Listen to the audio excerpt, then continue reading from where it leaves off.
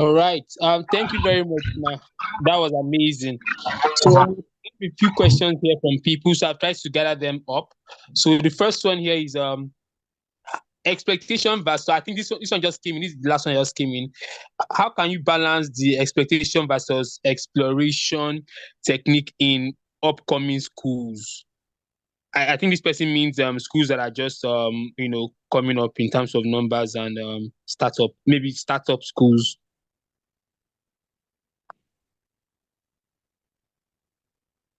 Okay, so how can you balance exploration? I'm trying to transition into with the new device.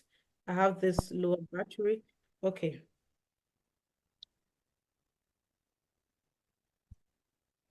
Recording in progress.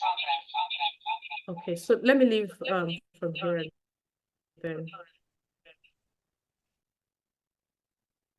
Okay, so I'm here with the new device. So the question again, Mr. Samuel. Okay, this person is asking expectation versus exploration. Does this apply to upcoming schools, to new schools? I think that's what the person is trying to say. Absolutely. It applies to everyone, whether you're a startup or you have been established. It applies to you as you're starting up. In fact, I must congratulate you for knowing this as a startup. As you're starting, you're asking yourself, what are global best practices? You know, we talked about some powerful strategies or what I love to call evidence-based instructions. You're already implementing that. These are all innovations, right? You're telling yourself, you're not just asking local questions because you don't want to be a local champion. Yes, you are a global school leader. You're not a local champion. So you're asking, what are educators globally doing differently in the classrooms? We'll talk about social and emotional learning. Imagine that as a startup, you are implementing SEL in the classroom. And parents are asking, what school is that? When they see the product, your product, okay, they're asking, what school actually trained this child? Who is nurturing this child? That's because you're already big on it as a startup. So it's not something you need to wait until you have gone way beyond some years in your business. So I congratulate you for even knowing this as a startup. Do we have other question? Okay, yes. This one is from Mrs. Yusuf. She's saying, how can we? Sorry. Okay, how can we balance growth with maintaining a strong sense of personalized student support? Okay, How how can can we we? balance growth? I think she meant school growth with maintaining a strong sense of personalized student support. Oh, I'm not sure there's actually a disconnect. That thing you do, that personalized support is actually attached to growth. Remember, we say it's one of the game changers. For what actually say for you to achieve growth in your school. Now, let me tell you, there's something that schools that have outlived the owner, the schools that have, let's say, 30 years old, 40, 50, are we not asking what are those schools doing differently that over the years, they are actually the talk of the town? People are still talking about it. There's something they are doing, right? That's because they understand sustainability, and that's part of growth. If you are growing but you can't sustain that growth, is a problem. And for you to sustain that growth, today we're saying that there's something your teacher should be doing in the classroom, which is the number one question you must answer. And your personalized support for the learners is part of it. Okay, it's part of it. So let's say, I think, let's say that you are trying to tend to neurodiverse learners, okay, in your classroom. And then you are asking, how do I meet the need of each of this learner? This one is, having this challenge. How can I tailor suit? How can I construct learning, design learning to meet this particular child? Not all children, but each of the children, you're seeing them as individuals. That's a very powerful technique.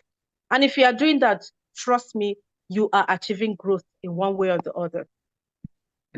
Remember, we talked about marketing earlier. These are the things you actually market. After you've done marketing and then you attract clients all over Nigeria, all over your community, and they come. How do you keep these people? It's by what you now do in the classroom, your customer service, and those things we actually outlined as game changers. Any other question? Because of time, we may take just 3 more. Okay. Okay, this one is okay. This one is asking for your contacts. This is not actually like a question. So I'm having so many other comments here. No other questions here, ma. But we have so many Okay. comments on Yes, let's your read the comments presentation. because I can't see them. Let's read some comments. Oh, okay. So this person is saying, of course, thank you for the session. I am really happy for this exclusive session. This other person is saying this session is so mind blowing. Thank you, ma. Also, this session is well loaded. Thank you.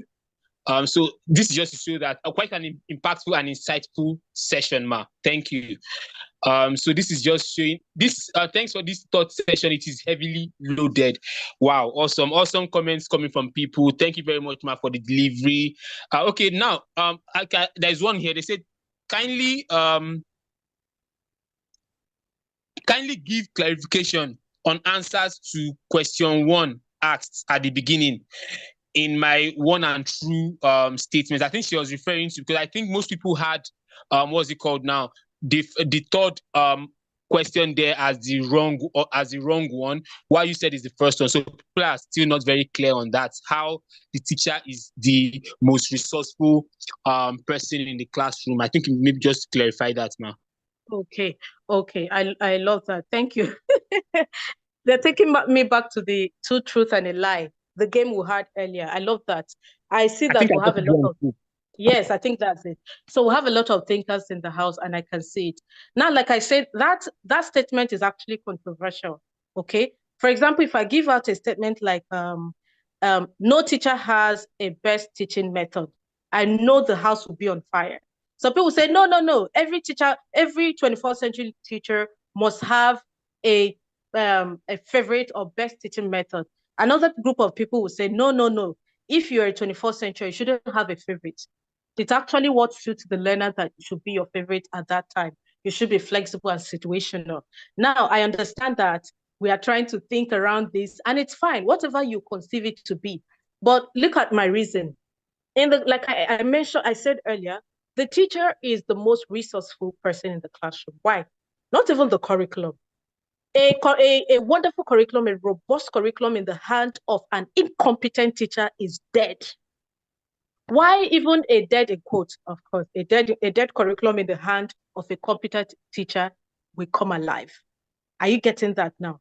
The teacher, we call that a teacher in the 21st century terrain, a facilitator of learning. That's because it is in the power of the teacher in the classroom to get children to discover. Okay, let me ask you now. We want to raise critical thinkers, right? Can that happen if the teachers themselves are not critical thinkers? I'm sure we'll be getting no answers. All these things we're saying can actually not happen. These children may not develop those skills if the teachers are themselves mediocre. So that's why we say they are the most powerful resource in the classroom, not anywhere else. At home, it could be their parent, it could be anybody out there, but in the classroom, give it to the teachers. All right, ma. Thank you very much. Thank you very much, ma, for that powerful response. So I don't think there will be any more questions now because of the time.